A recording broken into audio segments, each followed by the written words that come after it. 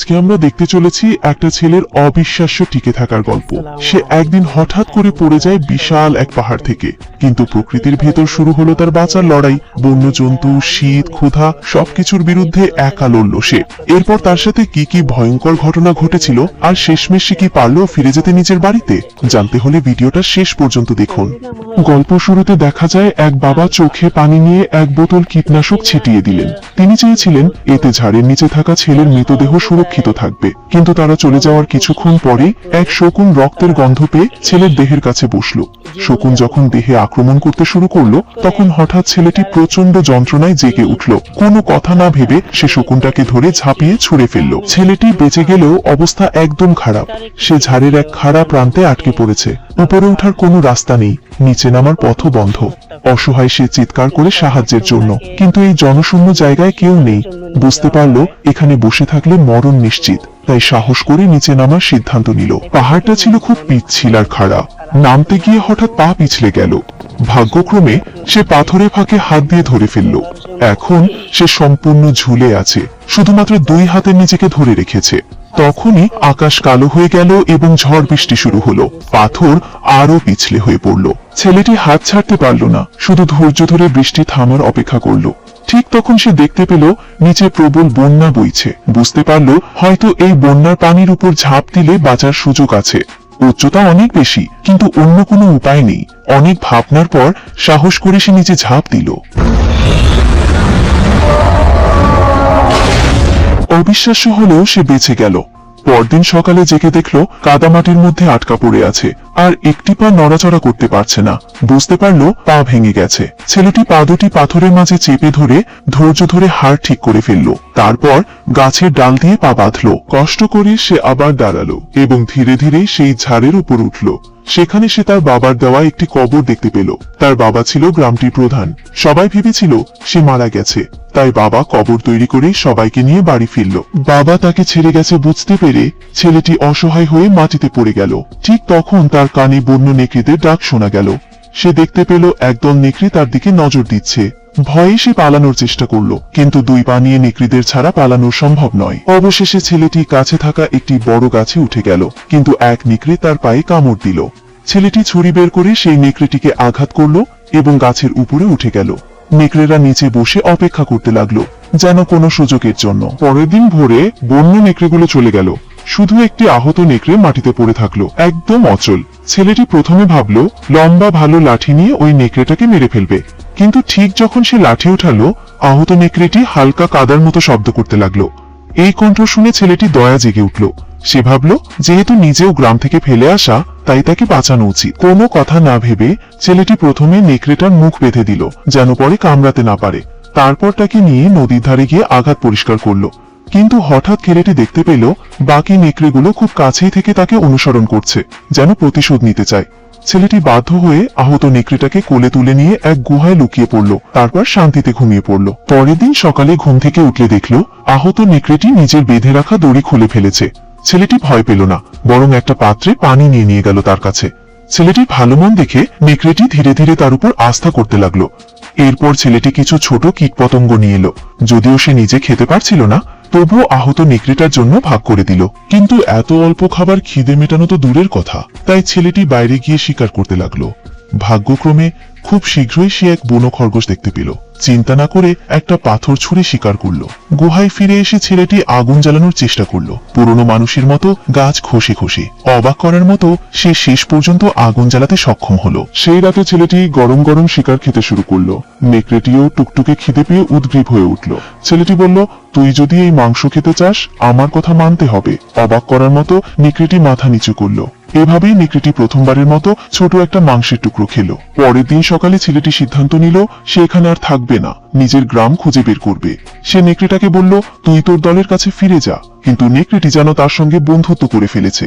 যতই ছেলেটি তাকে ফেরত পাঠাতে চাইল না কেন, সে ফিরতে চাইল না। ছেলেটির আর কোনো উপায় ছিল না, তাই সে নেকড়েটাকে নিয়ে পথ চলতে লাগলো। এভাবেই ছেলেটি সামনে এগোচ্ছে, আর নেকড়েটি তার পেছনে। ছেলেটি যখন কাঠের ছুরি ফেলে দেয়, নেকড়েটি সেটা নিয়ে এসে তার কাছে নিয়ে দেয়। একসঙ্গে তারা বন্ধু হয়ে চলতে লাগলো। ছেলেটি তাকে একটা সুন্দর নাম দিল, আলফা। গ্রাম খুঁজে ফেরার পথে তারা একসঙ্গে শিকার করত। আলফার সাহায্যে কখনোই শূন্য হাতে ফেরত আসত না ছেলেটি। রাত হলে তারা একসঙ্গে গা গরম করত। সময়ের সঙ্গে সঙ্গে তাদের বন্ধুত্ব আরো গভীর হয়ে গেল। ছেলেটি কখনো ভাবেনি তার এক সৎ মনোভাব তাকে এতই বিপজ্জনক বন্য নেকড়ের বন্ধু করে দেবে। হঠাৎ সে সামনে 3টি সুস্বাদু বুনো শূকর দেখতে পেল। শিকার করার পরিকল্পনা ভাবছিল। ঠিক তখনই আলফা ঝাঁপিয়ে পড়ল। ছেলেটিও এগিয়ে এসে সাহায্য করতে চাইল, কিন্তু এক মুহূর্তে শূকরটি ছেলেটিকে আঘাত করে পিছনে ছুড়ে দিল। শিকার ছাড়িয়ে গেলেও আলফা হতাশ হয়ে তার মালিকের দিকে তাকিয়ে রইল, কিন্তু সে কিছু করতে পারল না, কারণ ছেলেটি তারই বেছে নেওয়া বন্ধু। একটা বড় ব্যর্থতার মুখোমুখি হয়ে পড়ে ছেলেটি। বুঝতে পারল শিকারে সফল হতে হলে দলবদ্ধভাবে কাজ করতে হয়। এরপর থেকে সে আর আলফা মিলে একসঙ্গে শিকার করত, আর ধীরে ধীরে তাদের খাবারের অভাব দূর হয়ে গেল। এক রাতে আলফা আগে খেতে চেয়েছিল, কিন্তু ছেলেটি তাকে পরে খেতে দিতে চাইল। রাত বাড়ার সাথে সাথে ঠান্ডা বাড়ছিল, তাই আলফা ছেলেটির পাশে ঘেঁষে ঘুমাতে চেয়েছিল, কিন্তু ছেলেটি তাকে দূরে সরিয়ে দিল।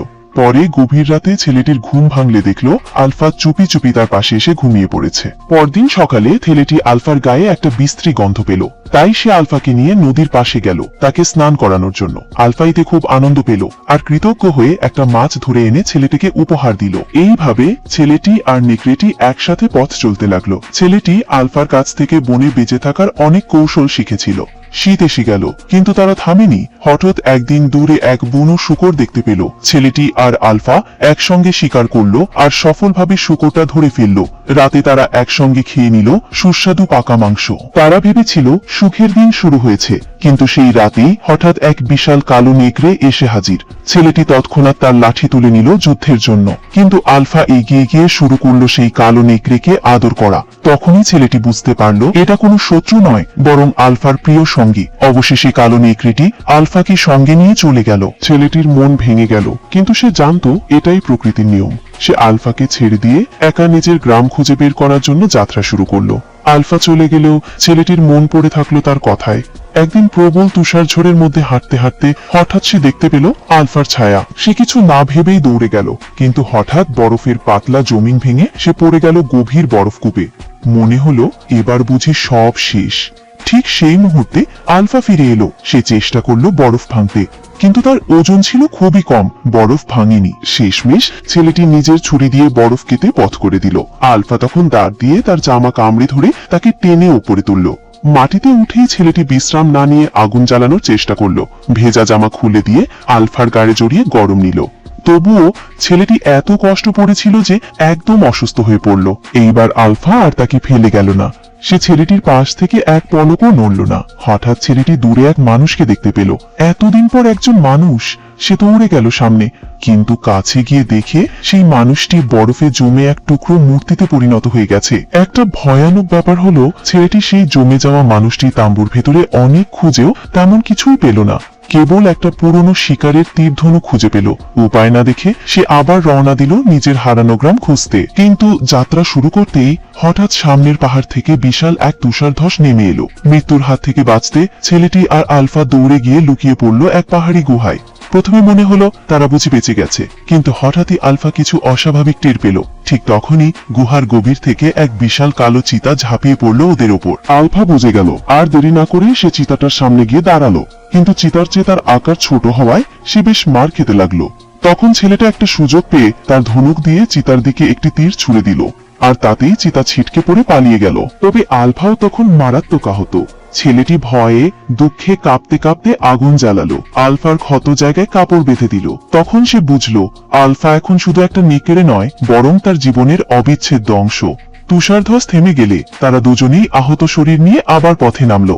আর তখনই ছেলেটি দেখতে পেল সামনে এক পাথরের স্তূপ, যার গায়ে খোদাই করা তাদের গ্রামের প্রতীক। এর মানে হলো গ্রাম আর দূরে নয়। তারা তখন প্রবল ঝড় আর ঠান্ডা উপেক্ষা করে এগিয়ে চলল। কিন্তু আলফার তো শরীর খুবই দুর্বল ছিল। কিছু দূর যাওয়ার পর সে আর দাঁড়িয়ে থাকতে পারল না, মাটিতে লুটিয়ে পড়ল। ছেলেটি কাঁদতে কাঁদতে তাকে কোলে তুলে নিল। সে শপথ করল মরলেও আলফাকে ছেড়ে যাবে না, তারা একসাথে মরবে, তাও আলফাকে ফেলে যাবে না। রাত হয়ে গেল, ছেলেটির আর চলার শক্তি রইল না। সে বরফের উপর পড়ে গেল, চোখ বন্ধ হয়ে এলো। ঠিক তখনই তার চোখের সামনে ভেসে উঠল বাবা মার ছবি। সেই মুহূর্তে যেন একটা অদৃশ্য শক্তি তাকে জাগিয়ে তুলল। সে উঠে দাঁড়ালো, আলফাকে বুকে জড়িয়ে আবার এগিয়ে চলল। সে জানে না আলফা বেঁচে আছে কিনা, কিন্তু এক মুহূর্তের জন্য সে আলফাকে ছাড়েনি। অবশেষে বহু কষ্টে দীর্ঘ পথ পেরিয়ে সে তার গ্রামে পৌঁছাল। বাবাকে দেখেই সে আর নিজেকে ধরে রাখতে পারল না। অচেতন হওয়ার আগে শুধু একটাই অনুরোধ করলো, আলফাকে বাঁচিয়ে রেখো যেভাবেই হোক। 3 দিন পর ছেলেটি যখন জ্ঞান ফিরে পেল তখন সে অবাক হয়ে দেখলো আলফা তার পাশেই শুয়ে আছে, আর আশ্চর্যজনকভাবে তার পাশে ছোট এক নেকড়ের শাবক। ছেলেটির চোখে জল চলে এলো। সে বুঝে গেল আলফা আসলে গর্ভবতী ছিল, তবুও তাকে রক্ষা করতে প্রাণপণ লড়েছে। এরপর গ্রামের মানুষের যত্নে ছেলেটি আর আলফা দুজনেই সুস্থ হয়ে উঠল। সময়ের সঙ্গে সঙ্গে ছোট ছোট শাবকরাও বড় হতে লাগলো। আর সবচেয়ে আনন্দের বিষয়, বছর কয়েক পর গ্রামের সবাই যখন শিকারে যেত তখন তাদের সঙ্গে থাকতো এক একটা প্রশিক্ষিত বিশ্বস্ত নেকড়ে। তাদের নতুন নাম দেওয়া হলো উলফ ডগ বা নেকড়ে কুকুর। এইভাবেই শেষ হয় এক অসাধারণ বন্ধুত্ব আর ভালোবাসার গল্প। আপনাদের এই গল্পটা কেমন লেগেছে অবশ্যই কমেন্ট করে জানাবেন, আর গল্পটি ভালো লাগলে অবশ্যই একটা লাইক দিয়ে চ্যানেলটি সাবস্ক্রাইব করতে ভুলবেন না। আবারও দেখা হবে অন্য একটা ভিডিও নিয়ে। ততক্ষণ পর্যন্ত সবাই ভালো থাকুন, সুস্থ থাকুন।